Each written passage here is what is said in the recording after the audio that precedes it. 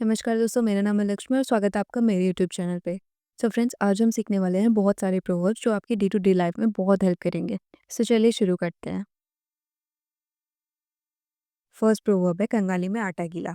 यानी जब कोई पहले से ही मुश्किलों में होता है और फिर उस पर और भी परेशानियां आ जाती हैं, यानी कि बुरा वक्त पहले से चल रहा हो और उस पर और मुसीबतें आकर उसे और भी बिगाड़ दे, तो उस सिचुएशन को हम बोलेंगे कंगाली में आटा गीला। इसे इंग्लिश में बोलते हैं when it rains it pours. यानी जब मुश्किलें आती हैं तो एक के बाद एक आती ही जाती हैं। इसका एग्जाम्पल है, I lost my job, my phone broke and now my car won't start, when it rains it pours. यानी मेरी नौकरी चली गई, मेरा फ़ोन भी टूट गया और अब मेरी कार भी स्टार्ट नहीं हो रही। ये तो ऐसी सिचुएशन हो गई जैसे कंगाली में आटा गीला। या फिर इसके अलावा हम कह सकते हैं कि जब मुश्किलें आती हैं तो चारों तरफ से आती हैं। नेक्स्ट है, 100 चूहे खाकर बिल्ली हज को चली। इसका मतलब होता है कि कोई इंसान बहुत सारे गलत काम करने के बाद अचानक अच्छा बनने का दिखावा करे या नेक बनने की कोशिश करे। ये कहावत उन लोगों पे लागू होती है जो पहले खुद गलतियाँ करते हैं और बाद में दूसरों को नैतिकता या अच्छाई का पाठ पढ़ाने लगते हैं। इसके लिए हम इंग्लिश में यूज़ कर सकते हैं अ सिनर टर्न्ड सेंट या फिर preaching water and drinking wine.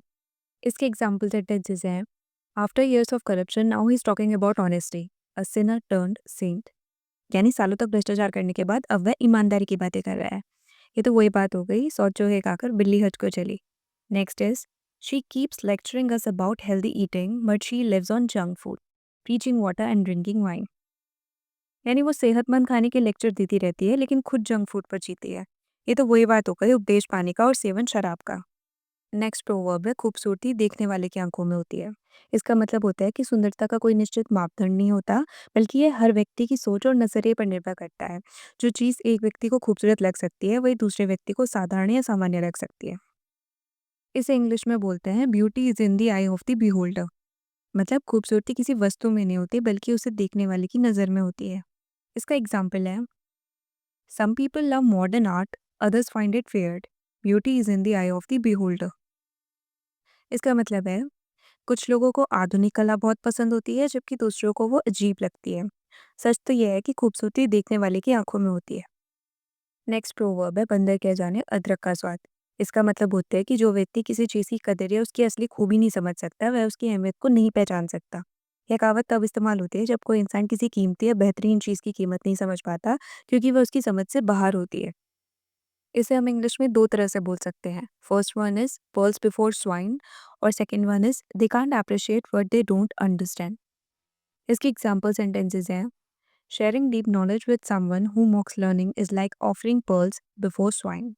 इसका मतलब है कि जो सीखने की अहमियत को नहीं समझता उसके साथ गहरी बातें शेयर करना वैसा ही है जैसे बंदर को अदरक का स्वाद समझाना। नेक्स्ट है, he didn't like the classical music concert, they can't appreciate what they don't understand. यानी उसे शास्त्रीय संगीत का कार्यक्रम पसंद नहीं आया। जो चीज़ समझ नहीं आती उसकी कदर करना मुश्किल होता है। नेक्स्ट प्रोवर्ब है, नाच न जाने आंगन टेढ़ा। इसका मतलब होता है कि जब कोई व्यक्ति खुद में कमी होने के बावजूद अपनी गलती या कमजोरी मानने के बजाय उसका दोष किसी और चीज पर डाल दे, यानी अपनी नालायकी या अयोग्यता को छुपाने के लिए बहाने बनाना, तो उसे हम बोलते हैं नाच न जाने आंगन टेढ़ा। यानी अगर कोई व्यक्ति नाचना नहीं जानता तो वह आंगन को टेढ़ा बताकर बहाना बना लेता है। इसे इंग्लिश में बोलते हैं a bad workman blames his tools. इसका एग्जाम्पल है, he couldn't finish the project on time and blamed his laptop. A bad workman blames his tools. यानी वो समय पर प्रोजेक्ट पूरा नहीं कर पाया और अपनी गलती मानने के बजाय लैपटॉप को दोष देने लगा। इसे बोलते हैं नाच न जाने आंगन टेढ़ा। नेक्स्ट प्रोवर्ब है, सोने पे सुहागा। इसका मतलब होता है कि अच्छी चीज़ पे और भी ज़्यादा बेहतरीन चीज़ जुड़ जाना या किसी अच्छी स्थिति में और अधिक फायदे या खुशियाँ जुड़ जाना। यानी जब कोई चीज़ पहले से ही अच्छी होती है और उस पर कुछ और अच्छा जुड़ जाता है तो उसे हम बोलते हैं सोने पे सुहागा। माने की बात है कि आप कोई पार्टी अटेंड कर रहे हो और वहाँ पे आपके पुराने दोस्त भी मिल जाए आपको, तो उसे हम बोलेंगे सोने पे सुहागा। यानी पहले तो आप पार्टी अटेंड कर रहे हो, वो तो अच्छी बात है ही, बट उसके साथ-साथ आप अपने पुराने दोस्तों से भी मिल रहे हो। तो ये चीज़ हो गई सोने पे सुहागा, यानी एक अच्छी चीज़ पे और अच्छी चीज़ जुड़ जाना। इसे इंग्लिश में बोलेंगे चेरी ऑन टॉप। इसका एग्जाम्पल है, the birthday party was amazing and the surprise gift was the cherry on top. इसका मतलब है, जन्मदिन की पार्टी तो शानदार थी ही और जो सरप्राइज गिफ्ट था वो तो सोने पे सुहागा था। नेक्स्ट है, कुत्ते को ही हजम नहीं होता। इसका मतलब होता है जो व्यक्ति किसी चीज़ के काबिल नहीं होता उसे अगर वह चीज़ मिल भी जाए ना तो वह उसकी कदर नहीं कर पाता या उसका सही उपयोग नहीं कर सकता। इसे इंग्लिश में बोलते हैं some people just can't handle success. इसे नेटिव स्पीकर बहुत यूज़ करते हैं, इसलिए मैंने यही मेंशन किया है। अगर आप इसके अलावा कुछ और यूज़ करना चाहते हो तो आप बोल सकते हो, if you give birds to a pig it won't know their value. इसका भी सेम ही मतलब होता है। इसका एग्जाम्पल है, he got a small promotion and now he acts like he owns the whole company. Some people just can't handle success.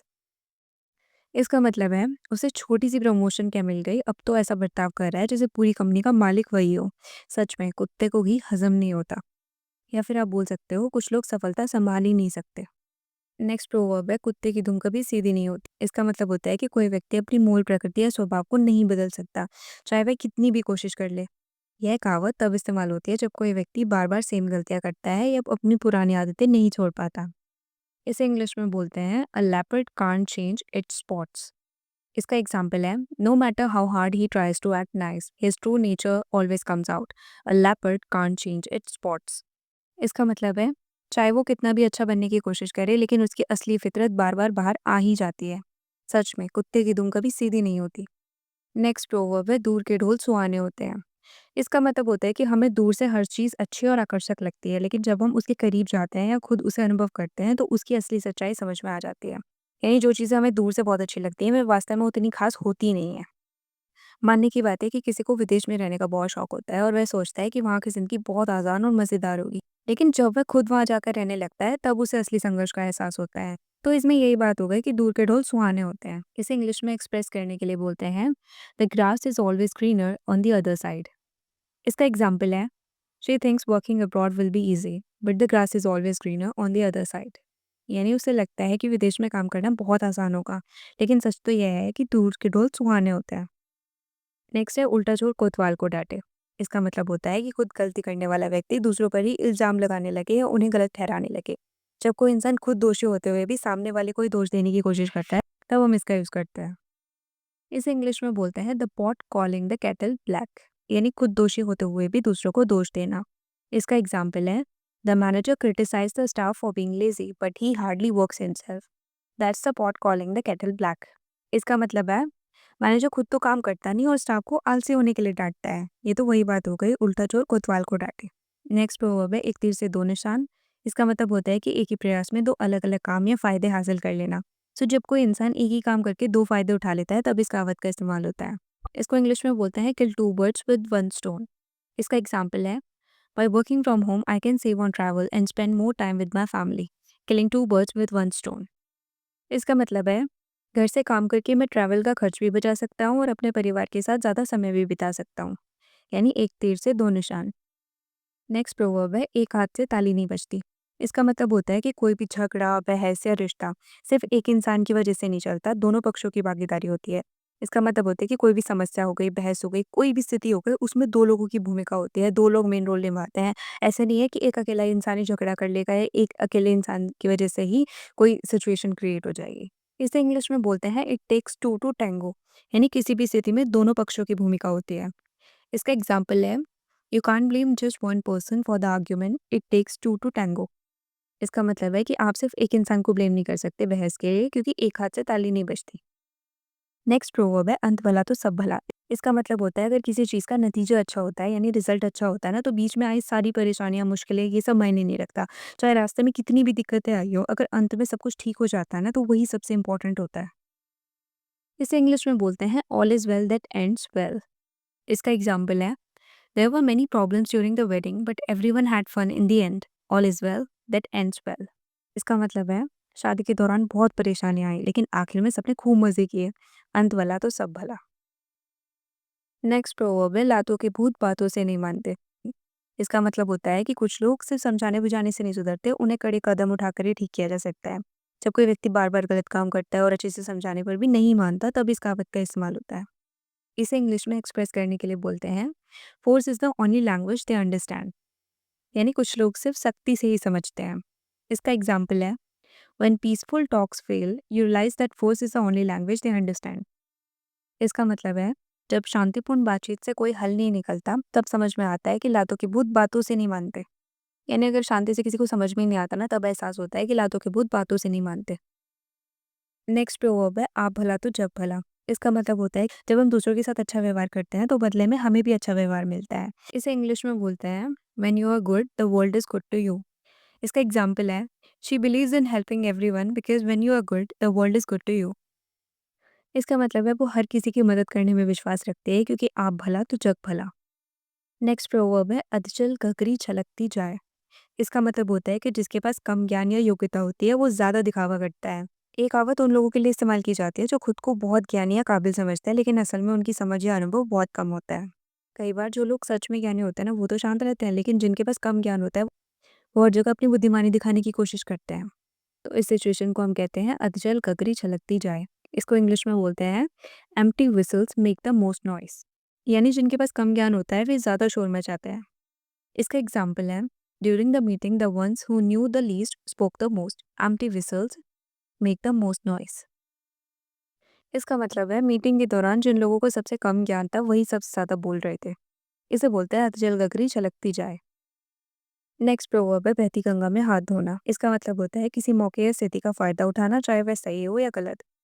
इस proverb को तब यूज़ करते हैं जब कोई इंसान पहले से ही बनी हुई स्थिति का लाभ उठा ले बिना ज़्यादा मेहनत किए। यानी जब हम बोलते हैं ना मौके पे चौका लगा देना तो बस वही बात होती है। इसे इंग्लिश में बोलते हैं make hay while the sun shines. इसका एग्जाम्पल है the boss is in a good mood today let's make hay while the sun shines and ask for leave. इसका मतलब है बॉस अच्छे मूड में है चलो सिचुएशन का फायदा उठाते हैं और छुट्टी मांग लेते हैं। नेक्स्ट प्रोवर्ब है धोबी का कुत्ता ना घर का ना घाट का। इसका मतलब होता है ऐसी स्थिति में होना जहाँ कोई भी व्यक्ति या चीज़ दो जगहों के बीच में फंस के रह जाती है और उसे कहीं भी पूरी तरह स्वीकार नहीं किया जाता। यानी जब कोई इंसान दो चीज़ों के बीच में ऐसा उलझ जाए कि ना इधर का रहे ना उधर का रहे तब इसका यूज़ करते हैं। मानने की बात है किसी ने नौकरी छोड़ के बिजनेस स्टार्ट कर लिया बट वो बिजनेस भी अच्छा नहीं चल रहा और वो बीच में फंस के रह गया क्योंकि उसे वो नौकरी वापस भी नहीं मिल सकती और उसका बिजनेस अच्छा भी नहीं चल रहा। तो ये भी वही सिचुएशन हो गई कि धोबी का कुत्ता ना घर का ना घाट का। इसे इंग्लिश में बोलते हैं कॉट बिटवीन टू स्टूल्स। यानी दो चीज़ों के बीच में फंस जाना और किसी का भी फायदा ना मिलना। इसका एग्जाम्पल है he quit his old job but hasn't found a new one yet. Now he is caught between two stools. इसका मतलब है उसने अपनी पुरानी नौकरी छोड़ दी लेकिन अभी तक नई भी नहीं मिली। अब वो धोबी के कुत्ते जैसा हो गया है ना घर का ना घाट का। नेक्स्ट प्रोवर्ब है खोदा पहाड़ निकली चुईया। इसका मतलब होता है बहुत मेहनत या उम्मीद के बाद भी नतीजा बहुत छोटा है निराशाजनक निकलना। सो जब कोई व्यक्ति या समूह किसी चीज़ को बहुत बड़ा या खास बनाकर पेश करता है लेकिन अंत में कुछ खास न निकलने पर निराशा होती है तब इसका यूज़ करते हैं। मानने की बात कोई मूवी है जिसे बहुत प्रमोट किया जा रहा है लेकिन जब लोग देखने जाएं तो वो बहुत ही बुरी निकली तो इस सिचुएशन को हम बोलेंगे कि खोदा पहाड़ निकली चुईया। इसे इंग्लिश में बोलते हैं मच अडू अबाउट नथिंग। यानी बिना वजह हंगामा करना लेकिन अंत में कुछ खास ना होना। एग्जाम्पल है the whole town was talking about the grand event but it turn out to be much ado about nothing. इसका मतलब है पूरा शहर ग्रैंड इवेंट की बातें कर रहा था लेकिन अंत में कुछ खास नहीं निकला बस खोदा पहाड़ निकली चुईया।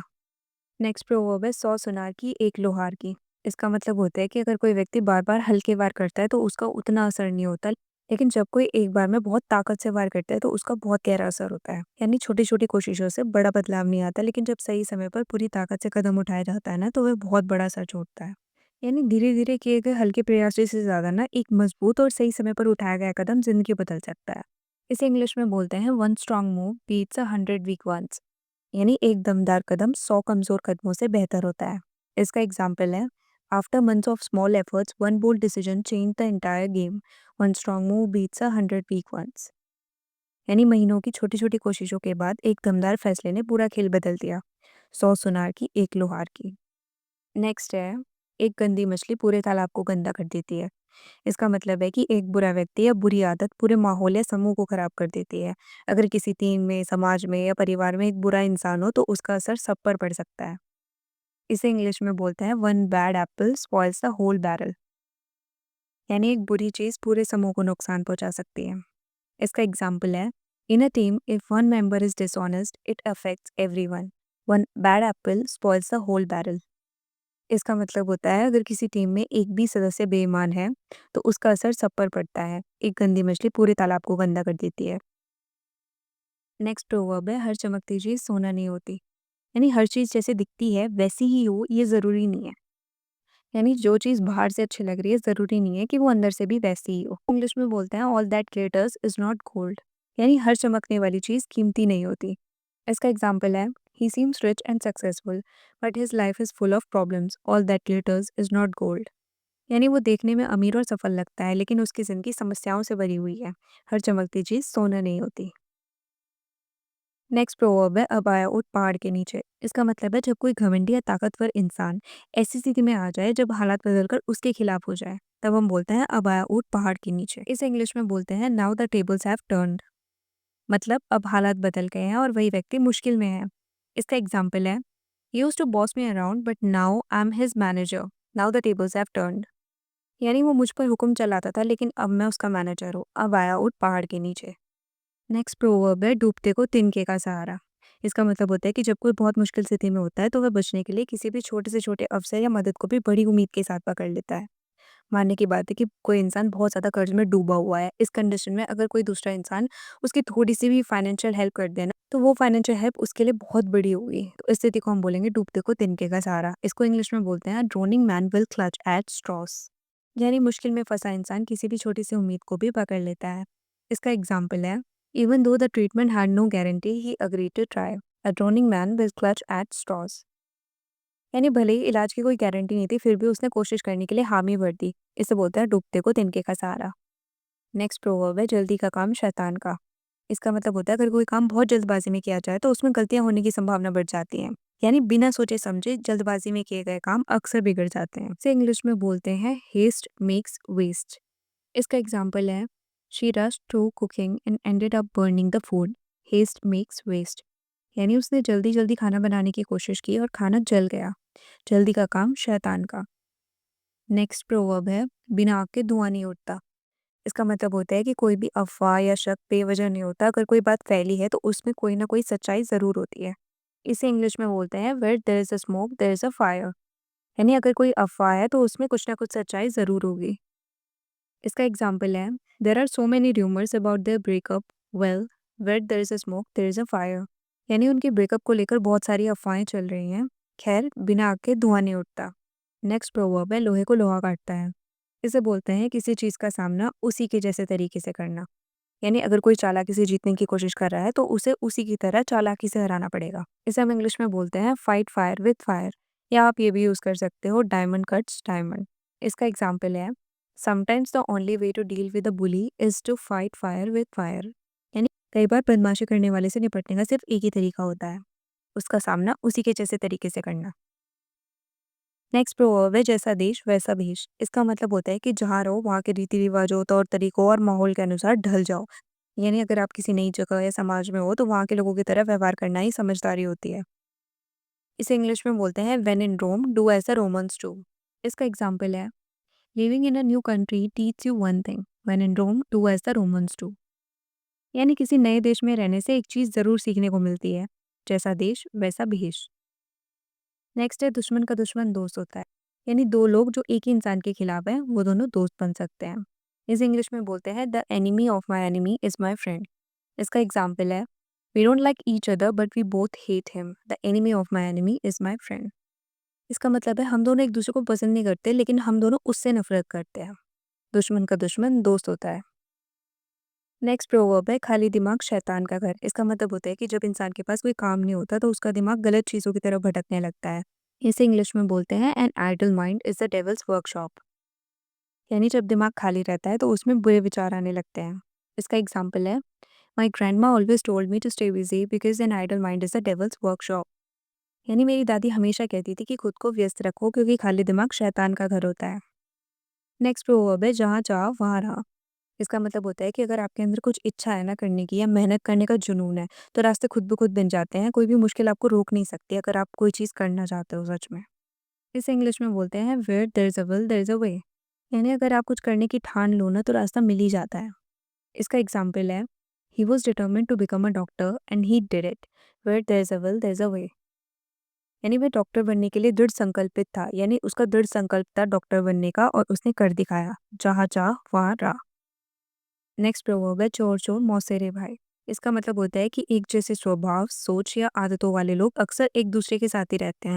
अच्छे लोग अच्छे लोगों की संगति में रहते हैं और बुरे लोग बुरे लोगों की संगति में रहते हैं। इसे इंग्लिश में बोलते हैं birds of a feather flock together. यानी एक जैसे लोग हमेशा एक साथ रहते हैं। इसका एग्जाम्पल है it's no surprise they became friends, birds of a feather flock together. यानी ये कोई हैरानी की बात नहीं है कि वो दोनों दोस्त बन गए। चोर चोर मौसेरे भाई। नेक्स्ट प्रोवर्ब है पहले आओ पहले पाओ। यानी जो सबसे पहले आता है उसे सबसे पहले फ़ायदा मिलता है। इसे इंग्लिश में बोलते हैं फर्स्ट कम फर्स्ट सर्व्ड। यानी पहले आओ पहले पाओ। इसका एग्जांपल है tickets are limited so it's first come first served. इसका मतलब है टिकट्स सीमित हैं तो पहले आओ पहले पाओ। नेक्स्ट प्रोवर्ब है ऊंची दुकान फीके पकवान। इसका मतलब होता है कि बाहर से बहुत आकर्षक या शानदार दिखने वाली चीज़ें अंदर से उतनी अच्छी होती नहीं है। यानी दिखावा ज़्यादा लेकिन असलियत में कोई खास बात नहीं। मानने की बात है कोई बहुत बड़ा होटल है जो बाहर से आलीशान दिखता है, लेकिन जब आप वहाँ जाते हो वहाँ का खाना खाते हो तो वो खाना बहुत ही बेकार लगता है, बहुत ही टेस्टलेस लगता है और उसकी जो क्वालिटी है वो भी बहुत ख़राब है। तो लोग कहेंगे ऊंची दुकान फीके पकवान। इसे इंग्लिश में बोलते हैं ऑल शो नो सब्सटेंस। यानी सिर्फ दिखावा कोई असली गुणवत्ता नहीं। इसका एग्जाम्पल है that luxury car looks amazing but it's all show no substance. यानी वो लग्जरी कार दिखने में तो बहुत शानदार है लेकिन असल में बस दिखावा है।